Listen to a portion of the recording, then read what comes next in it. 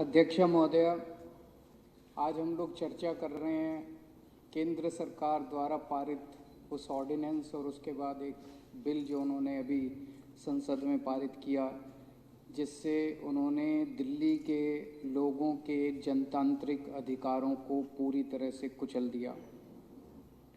इस ऑर्डिनेंस और इस बिल को समझने के लिए हमें थोड़ा सा पीछे जाना पड़ेगा कि ये ऑर्डिनेंस क्यों आया, ये बिल क्यों आया। थोड़ी सी आम आदमी पार्टी की हिस्ट्री समझनी पड़ेगी। 8-9 साल पहले पीछे जाना पड़ेगा। 2013 का साल था। अगले साल 2014 में अप्रैल के महीने में लोकसभा के चुनाव होने वाले थे। पूरे देश के अंदर 2013 में कांग्रेस को लेके बड़ी नेगेटिविटी थी। चारों तरफ ऐसे लग रहा था जैसे मोदी लहर चल रही है, मोदी लहर चल रही है। चारों तरफ देश के अंदर मोदी जी के बारे में चर्चा थी। अचानक 4 दिसंबर 2013 को दिल्ली विधानसभा के चुनाव हुए। 8 दिसंबर को नतीजे आए और 8 दिसंबर को कुछ अद्भुत हो गया कि एक नई पार्टी जिसके पास ना 4 आदमी नहीं थे, 4 रुपए नहीं थे, कोई चुनाव लड़ने वाला नहीं था।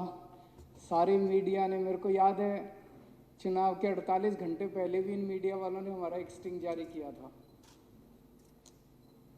और एक नई पार्टी की 28 सीट आ गई और उनकी सरकार बन गई। और 28 दिसंबर को उस सरकार ने शपथ ली और सरकार ने काम करना चालू कर दिया। तो जो पूरे देश में मोदी लहर चल रही थी, अब चर्चा चारों तरफ हो गई पूरे देश में आम आदमी पार्टी की। आम आदमी पार्टी कहाँ से आ गई? सारे देश में आम आदमी पार्टी की चर्चा। मेरे को याद है जनवरी के फर्स्ट वीक में टाइम्स ऑफ इंडिया के फ्रंट पेज के ऊपर हेडलाइन थी कि उन्होंने सर्वे कराया और आम आदमी पार्टी की 150 सीट आने वाली हैं। मतलब माहौल ये था, चारों तरफ लोगों को लग रहा था कि पता नहीं क्या करिश्मा होने वाला। आप सोच सकते हो मोदी जी के दिल पे उस टाइम क्या गुजर रही होगी। आदमी बेचारा प्रधानमंत्री बनने जा रहा है और एक अचानक पता नहीं एक छोटे से राज्य, आधे राज्य के अंदर एक नई पार्टी आई और उसने हंगामा शुरू कर दिया। हमारी सरकार 49 दिन ही चली, लेकिन उस 49 दिन को लोग आज भी याद करते हैं। उस 49 दिन में जो अभी कुलदीप कह रहा था, पूरे दिल्ली के अंदर भ्रष्टाचार खत्म हो गया। कम नहीं हुआ, खत्म हो गया। लोग बताते हैं, ये पंजाब जो हम जीते, पंजाब के ट्रक ड्राइवर जो दिल्ली आते हैं वो बताते हैं जी, चौराहों के ऊपर पुलिस वालों ने पैसे लेने बंद कर दिए। किसी भी डिपार्टमेंट के अंदर लोगों ने पैसे लेने बंद। हमने जारी किया था ना वो कि भाई अब कोई रिश्वत मांगे तो मना मत करना, उसकी सेटिंग कर लेना और रिकॉर्डिंग कर लेना। रिकॉर्डिंग मेरे को भेज देना और मैं उस अफसर को जेल भेज दूंगा। 32 अफसरों को जेल भेजा हमने 49 दिन में। दिल्ली के अंदर से भ्रष्टाचार खत्म हो गया।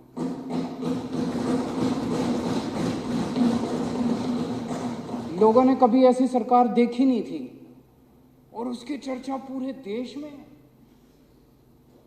उसके बाद कोई महिला सुरक्षा को लेके 2-3 केस आए, जब दिल्ली का मुख्यमंत्री सड़क के ऊपर जाके 2 या 3 दिन के लिए रात भर में वहां सोया था। पूरे देश का सारा मीडिया हमारी चर्चा कर रहा था। मोदी जी तो उनको लगा यार ये क्या हो गया, अभी तक तो चर्चा उन्हीं की चल रही थी। दिल्ली के अंदर बिजली के रेट एकदम से आधे हो गए। दिल्ली के अंदर पानी मुफ्त हो गया। और उस वक्त जो इस देश का सबसे अमीर आदमी था, उसके खिलाफ बाय नेम एफआईआर दर्ज करानी।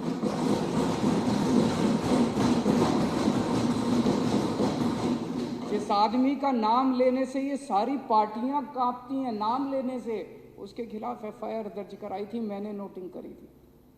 49 दिन की सरकार थी। हमने इस्तीफा दिया, जो भी कारण रहे हमने इस्तीफा दे दिया। और उसके बाद इनको चैन की सांस पड़ी। अप्रैल का महीना आया, ये चुनाव लड़े और उसके बाद इनको पूरी, ये लोग जीत गए। भारी बहुमत से मोदी जी की जीत हुई और सारी तरफ हुआ मोदी इरा, मोदी एज, मोदी युग आ गया। इनको पूरी उम्मीद थी कि आम आदमी पार्टी अब खत्म हो गई है।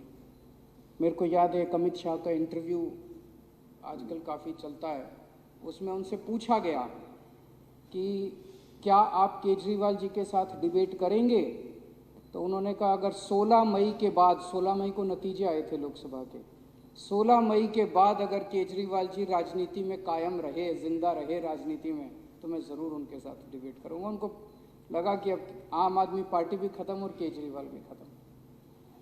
पूरे देश के अंदर मोदी लहर थी, आंधी थी, तूफान था, भूचाल था मोदी जी का।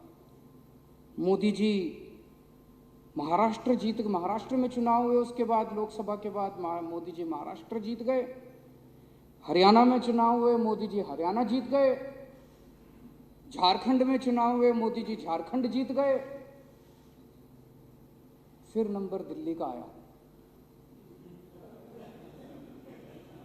फरवरी 2015 में दिल्ली के चुनाव हुए और दिल्ली में 70 में से 67 सीट आम आदमी पार्टी।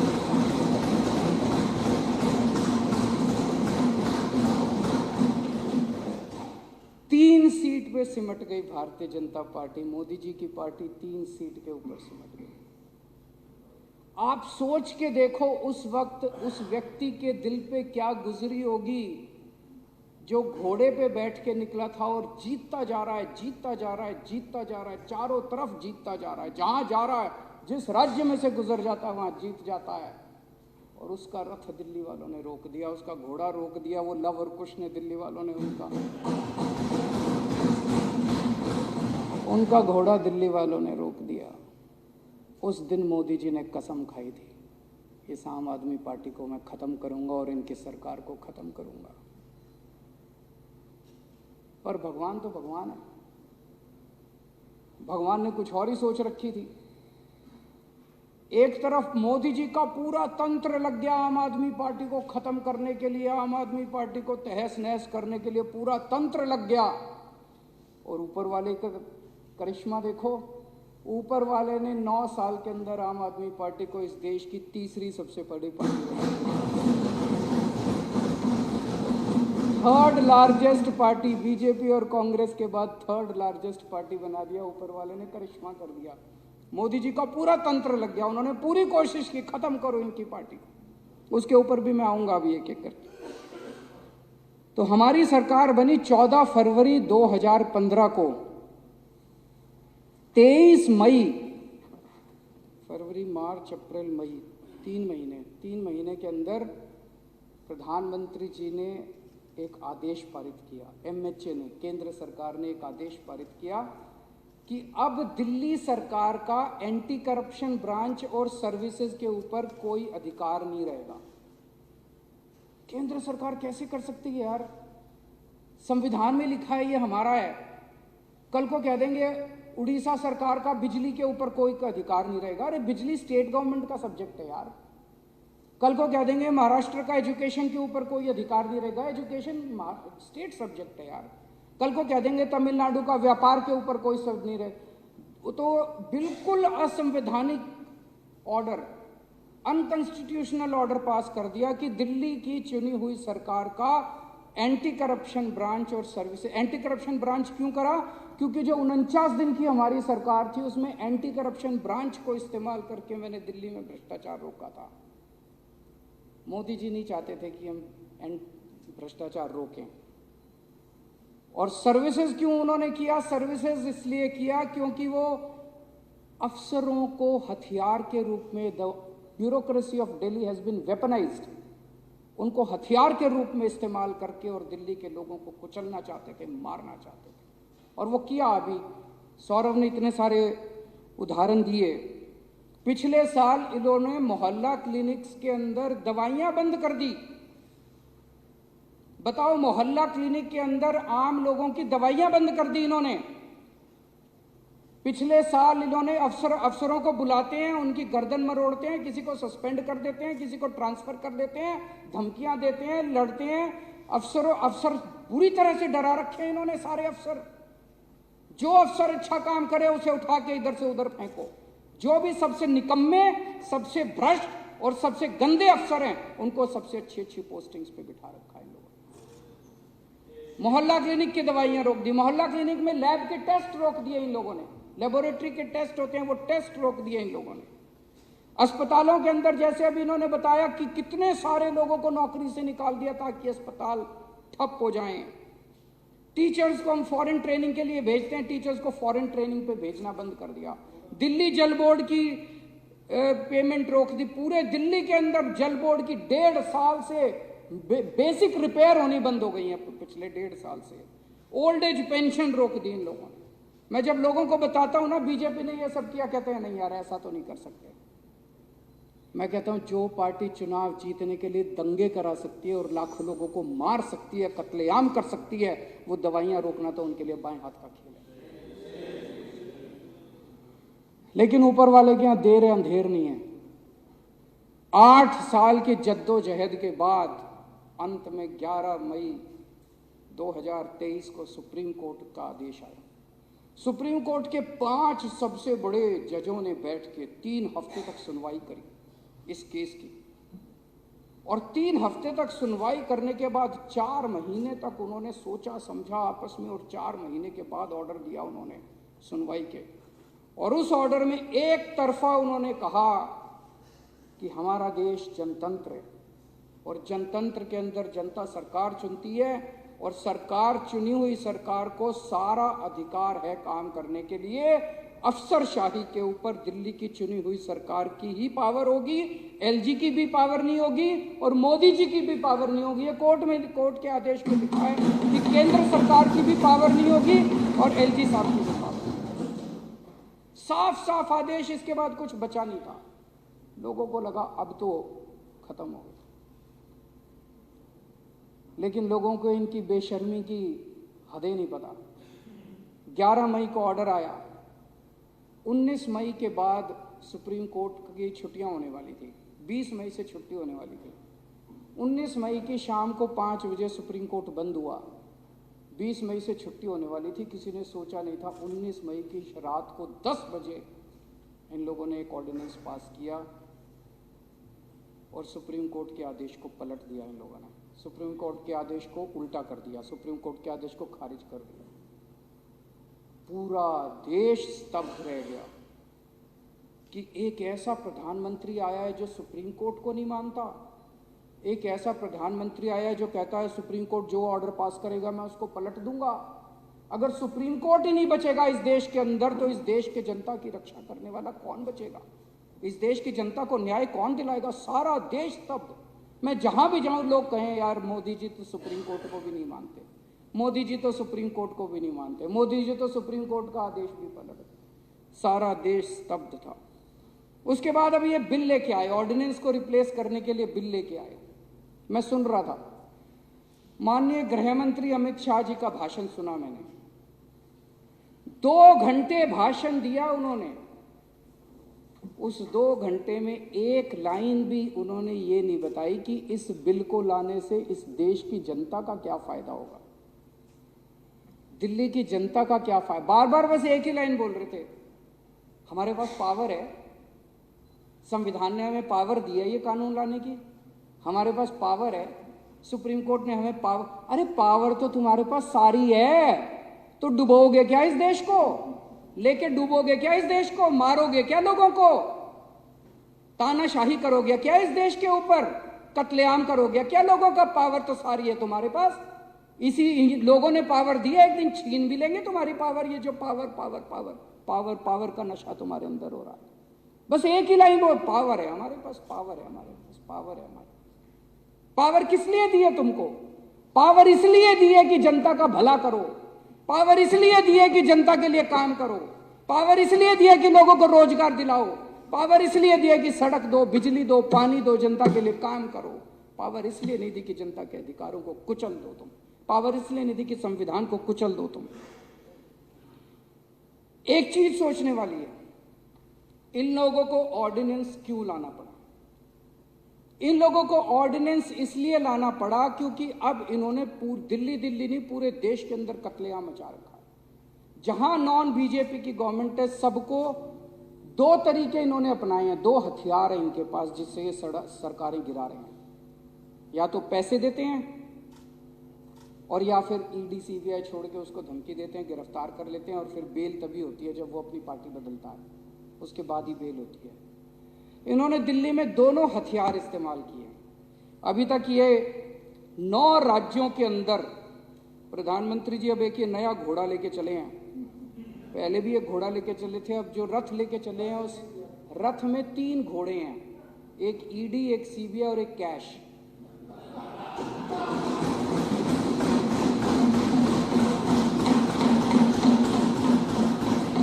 तो मोदी जी एक 3 रथ वाला घोड़ा लेके चले हैं।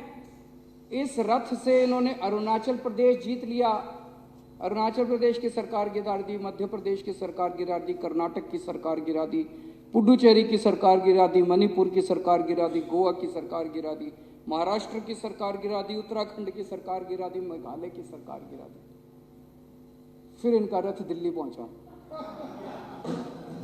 दिल्ली में इन्होंने, आप में से कई लोगों ने आके बताया कि कई लोगों के पास गए थे, बोले 25-25 करोड़ रुपए ले लो, है ना। दिल्ली वालों ने हीरे चुन के भेजे हैं जो एक आदमी ने बिका। 25-25 करोड़ में भी नहीं बिके, कोई नहीं बिके। फिर इन्होंने ईडी सीबीआई भेजी, सतिंदर जैन को गिरफ्तार कर लिया, मनीष सिसोदिया को गिरफ्तार कर लिया। अभी हम महाराष्ट्र के अंदर तो खेल देख ही रहे हैं, जो जो पार्टी छोड़ के उनकी पार्टी में जा रहे हैं सबकी बेल होती जा रही है, सबकी बेल होती जा रही है, ईडी की सबकी। आज अगर मनीष सिसोदिया और सतिंदर जैन अगर इनकी पार्टी में शामिल हो जाए, कल बेल हो जाएगी। कोई उन्होंने कुछ गलत काम थोड़ी कर रखा है, ये तो नौटंकी चल रही है। तो उनकी वो भी अब डटे हुए हैं कि तुम्हारी ईडी सीबीआई जो मर्जी कर लो, पूरी जिंदगी जेल में रख लो, लेकिन तुम्हारी पार्टी में नहीं आएंगे।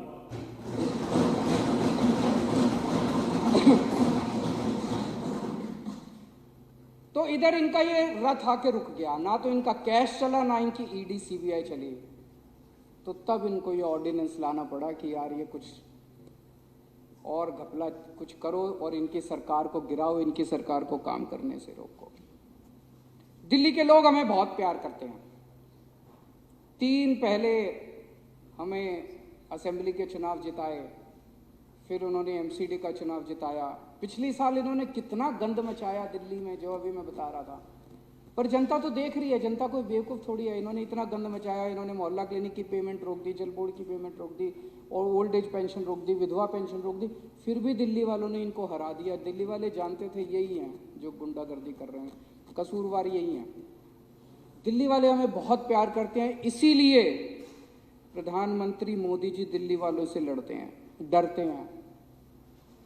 प्रधानमंत्री जी को यही खतरा है कि कहीं एक दिन ऐसा ना आ जाए कि जैसे दिल्ली वाले इनको प्यार करते हैं, कहीं पूरा देश इनको ना प्यार करने लग जाए। फिर तो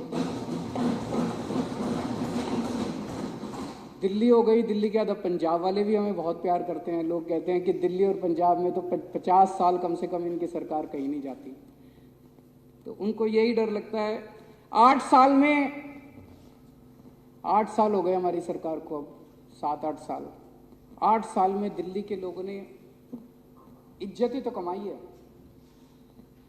पहले दिल्ली को लेके पूरे देश में क्या चर्चा होती थी? कॉमनवेल्थ घोटाला, सीएनजी घोटाला। पूरे देश में जब भी कोई दिल्ली वाला जाता था, अच्छा तू दिल्ली से आया, वही सीएनजी घोटाला, कॉमनवेल्थ घोटाला, ये घोटाला, वो घोटाला, घोटाले से जाने जाते थे। अब दिल्ली वाला पूरे देश में कहीं भी जाता है, लोग पूछते हैं अच्छा तुम्हारे बिजली के बिल 0 आते हैं, अच्छा तुम्हारे स्कूल इतने अच्छे हो गए, अच्छा तुम्हारे मोहल्ला क्लिनिक कैसे हैं, अच्छा तुम्हारे यहाँ इलाज।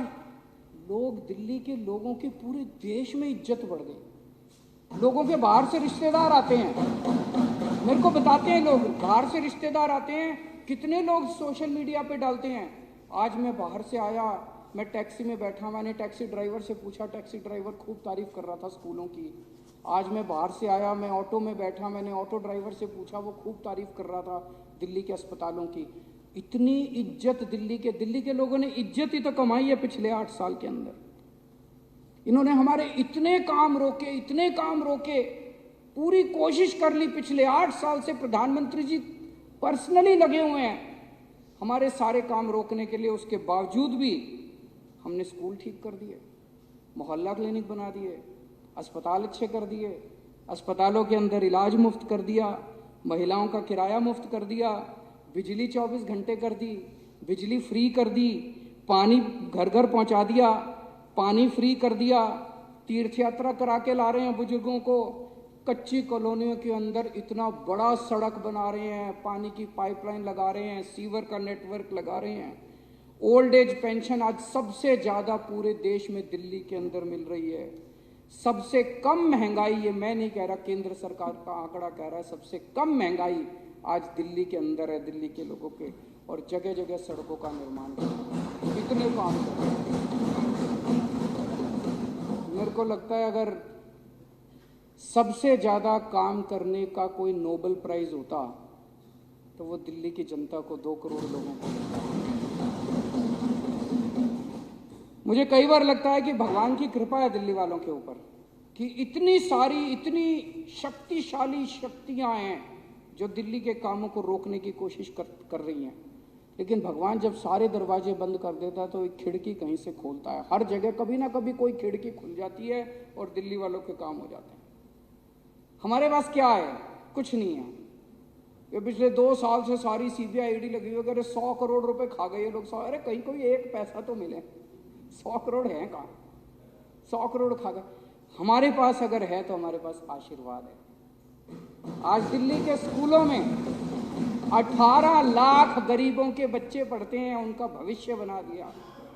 उनके माँ बाप फीस देते हैं हमको। आज दिल्ली के मोहल्ला क्लिनिक में, दिल्ली के अस्पतालों के अंदर करोड़ों लोग अपना फ्री में इलाज कराते हैं।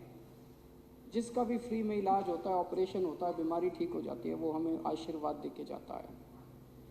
आज दिल्ली के घर घर के अंदर 0 बिजली का बिल आता है। जितने गरीब हैं वो तो हमें आशीर्वाद देते हैं कि नहीं देते हैं? कितने अभी तीर्थ यात्रा पे मैं एक ट्रेन को सी ऑफ करके गया था, इतना आशीर्वाद दे रहे थे बुजुर्ग जो तीर्थ यात्रा के लिए जा रहे थे। और जितने काम इन्होंने किया वो सारे पाप किए हैं और ऊपर वाला देख रहा है। इन्होंने लोगों के अस्पताल रोके, इन्होंने लोगों की दवाइयाँ रोकी, इन्होंने लोगों का पानी रोका। तो पाप अगर करोगे तो आपको उसका तो परिणाम भुगतना ही पड़ेगा और इसी जन्म में भुगतना पड़ेगा। किसी ने सही कहा है, ये जिंदगी भर यहीं बैठेंगे और अभी तो 8 हैं, देखना अगली बार 2 भी नहीं बचेंगे।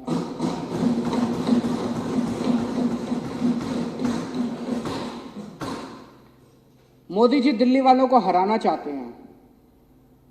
मोदी जी दिल्ली वालों के बेटे को हराना चाहते हैं। मैं मोदी जी को कहना चाहता हूं, ना दिल्ली वाले हारेंगे और ना दिल्ली वालों का बेटा हारेगा। डट के मुकाबला करेंगे। और मैं आज दिल्ली के लोगों को कहना चाहता हूं, आपका एक भी काम मैं रुकने नहीं दूंगा। स्पीड थोड़ी कम हो जाएगी, मुझे पूरा उम्मीद है सुप्रीम कोर्ट के ऑर्डर आएगा, सुप्रीम कोर्ट से हम जीत के आएंगे, दिल्ली के लोगों के हक में वापस दिलाऊंगा और उसके बाद 100 की बजाय 200 की 300 की स्पीड से काम होगा। लेकिन तब तक काम रुकेंगे नहीं आपके। विदेशों में जाके बड़ी बड़ी बातें करते हैं प्रधानमंत्री जी, जनतंत्र की बात करेंगे, लार्जेस्ट डेमोक्रेसी की बात, और यहाँ आके डेमोक्रेसी को कुचलने की और क्रश करने का। मैं ये सोच रहा था, डेमोक्रेसी के कई सिस्टम होते हैं। कोई कहता है वेस्टमिंस्टर मॉडल, कोई कहता है प्रेसिडेंशियल फॉर्म ऑफ डेमोक्रेसी, कोई कहता है पार्लियामेंट्री फॉर्म ऑफ, अलग अलग मॉडल हैं। ये जो बिल लाए हैं इसमें 3 मेंबर कमेटी बनाई है जिसमें मुख्यमंत्री होगा और 2 अफसर उसके सर पे बैठे होंगे। ये कौन सा मॉडल है? भगवान ही जानता है ये कहां से लाए हैं। आरएसएस वालों का सबसे खुराफाती दिमाग होता है? ये संघी मॉडल है। भगवान ही जानता है ये ऐसा मॉडल वेस्टमिंस्टर मॉडल है कि लंदन का। ये संघी मॉडल है जो ये डेमोक्रेसी का एक अलग ही मॉडल ये निकाल के लेके आए हैं। चौथी पास मॉडल है ये। दिल्ली के लोगों को मैं एक ही बात कहना चाहता हूं, आपने मुझे कुर्सी दी है, मैं आपकी कभी भी पगड़ी उछलने नहीं दूंगा।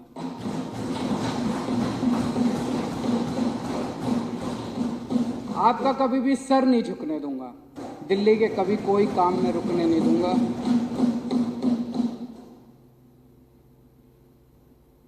मेरे पास अभी कुछ दिन पहले कोई आया था बीजेपी वाला, वो कह रहा था या तो तुम भी बीजेपी को सपोर्ट कर दो और नहीं तो या तो तुमको झुका देंगे और या तुमको तोड़ देंगे।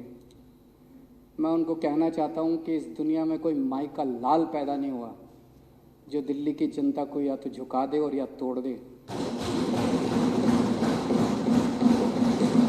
दुनिया में कोई माई का लाल पैदा नहीं हुआ जो केजरीवाल को झुका दे या केजरीवाल को तोड़ दे।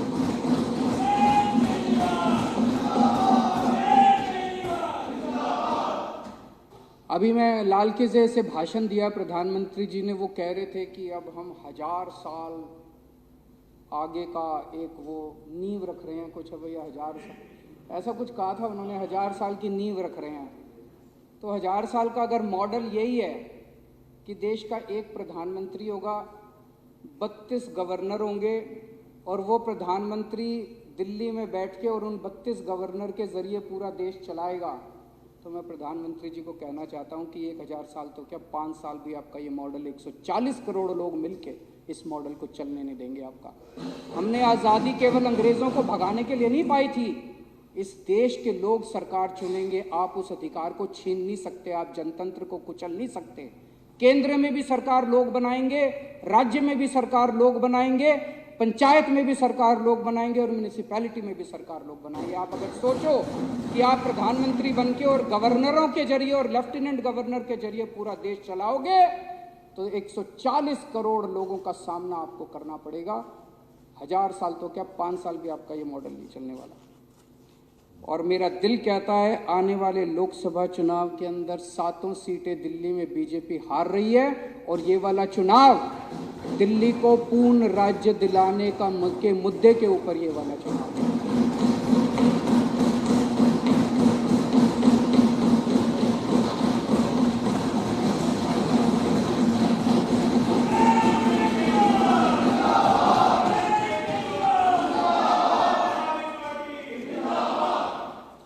बहुत बहुत धन्यवाद माननीय मुख्यमंत्री जी।